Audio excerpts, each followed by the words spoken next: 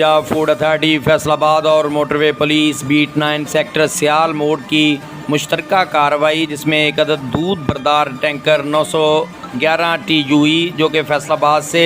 motorway M2 से होकर इस्लामाबाद की तरफ जा रहा था, जिसमें मिलावटी दूध मौजूद था, जिसे मोटरवे पुलिस के अफसरान SI अज़हर बशीर अवान IP नासिर हयात ने शक की बिना पर पंजाब फूड अथॉरिटी के हमरा दूध के सैंपल भरे तो केमिकल से तैयार शुदा 19,500 लीटर दूध टैंकर में पाया गया और मोटरवे पुलिस की मौजूदगी में मौका पर ही थाना